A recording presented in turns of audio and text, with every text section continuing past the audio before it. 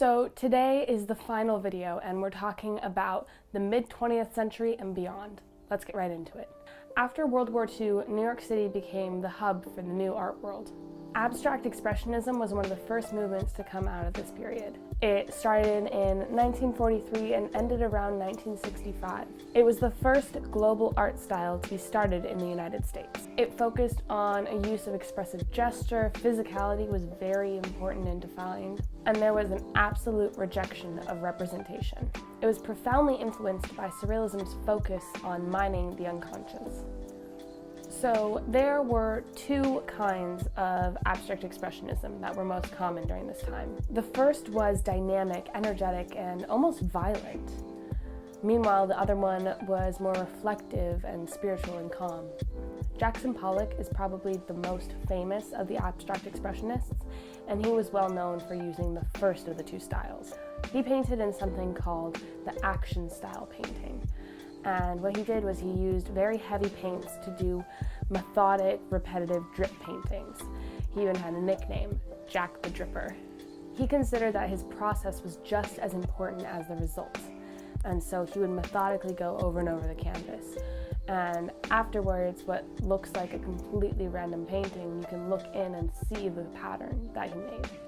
Mark Rothko is the other abstract expressionist who is best known in pop culture today. He was very reflective and had a heavy sfumato or hazy feeling to his paintings. He said that his works were simple expressions of complex thought.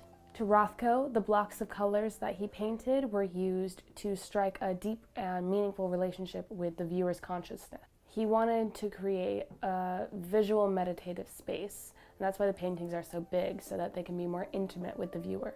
Along with Clyfford Still and Barnett Newman, he was one of the few artists within the abstract expressionism movement that adhered to something called color field painting.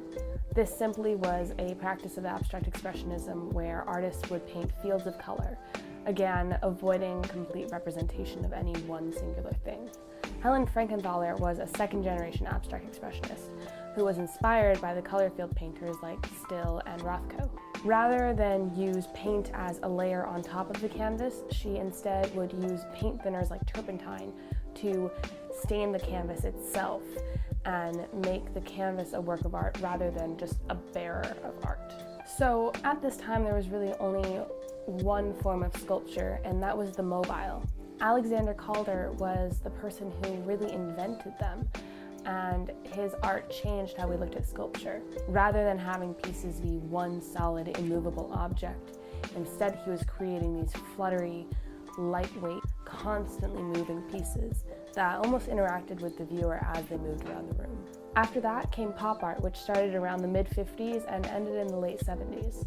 Pop art aimed to use objects of mass culture and popular media to create a discussion and a blurring of the lines between high and low culture. The fact that pop art doesn't have any hierarchy of low versus high culture and therefore can borrow from any sect of culture is one of the reasons why it's an influential source of media. In addition to that, it was extremely emotionally removed. Richard Hamilton was one of the first pop artists, and he worked a lot in collages. He would cut out pieces from popular magazines at the time, especially adverts, and paste them together into a new scene. Works like Just What Is It That Makes Today's Homes So Different, So Appealing is one such example of his work.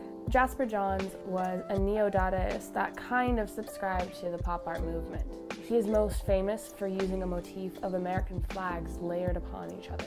He loved the idea of Americana and repetition. Robert Rauschenberg is a sculptor from this time period, and he is extremely controversial for using some Dadaistic elements as well as taxidermy pieces that eventually actually violated the law. One of the most famous of the pop artists is Andy Warhol, who was well known for his various photo motifs of soup cans and Marilyn Monroe. But his most famous work in the art world is the Brillo box, which some have claimed to be the marker of the end of good art. Roy Lichtenstein is perhaps the most iconic and most recognizable pop artist. He used a series of dots to define different shapes in his paintings and now is seen as almost a comic book style. Many people mimic it to this day. Modern architecture was changing as well. The first skyscraper in the world was the Wainwright Building, and it was actually developed after one of the Great Chicago Fires. It was built out of a fireproof material, used a lot of steel, and focused on the idea of building up rather than out, as cities were becoming more and more compacted. In addition to that, it was one of the first commercial uses of the elevator in a residential space. One of the most influential places for international design was the Bauhaus building in Dessau, Germany. Although no longer standing, it influenced how we designed homes and architecture as well as interior design objects. The building itself was a work of modern architecture and is still noted as being a very good example of architecture developed around that time. Finally, there is the international style. It's what we see in most of our modern skyscrapers today, and it has a large rejection of ornamentation as well as a simple and fluid design. Adoptions of steel, concrete, and glass in the production changed how we look at our skylines today. A great example of this is the One World Trade Center here in New York. Finally, we come to stop at the late 20th century and beyond. So after that point, art movements started fracturing even further. So there are only a few true art movements left at this point. The first of which is performance art. It extended the action part of action painting into the real world, and artists perform their work rather than simply display it at the end of its process. The audience gets a chance to partake in the process and completion of the work.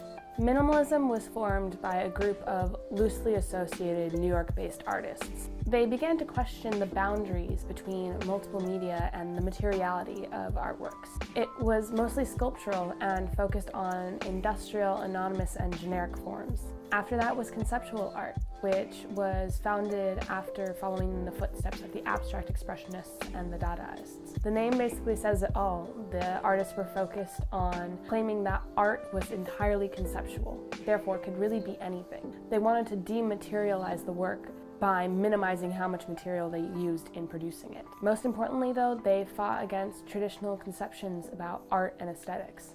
Earth art started in the late 1960s. It introduced site-specific sculptural installations that utilized natural spaces and resources. The most famous of these works is Robert Smithson's Spiral Jetty. Many of these artists were influenced by prehistoric structures like Stonehenge. The ever-growing popularity of photography, as well as its increase in quality, provided a great challenge for modern artists. They had to create works that could compete with photography in all aspects and hopefully do better than what photography could do, maybe even doing more than what it could do. That's where photorealistic painting comes in. Artists like Chuck Close and Ralph Goings were two such artists who in the 1970s created photorealistic painting in order to compete with photography's growing popularity. Art has since fractured into a multitude of movements, many of which are only populated by one or two artists. As each new artist comes on the scene, they bring with them the influences of the past, as well as interpretations of their current culture. As we move into the future, we're going to see a lot new and more different art from each and every artist. And that's all I have for you guys. I hope you enjoyed this series, and I know I enjoyed making it, so look forward to more stuff from me in the future, maybe. Bye.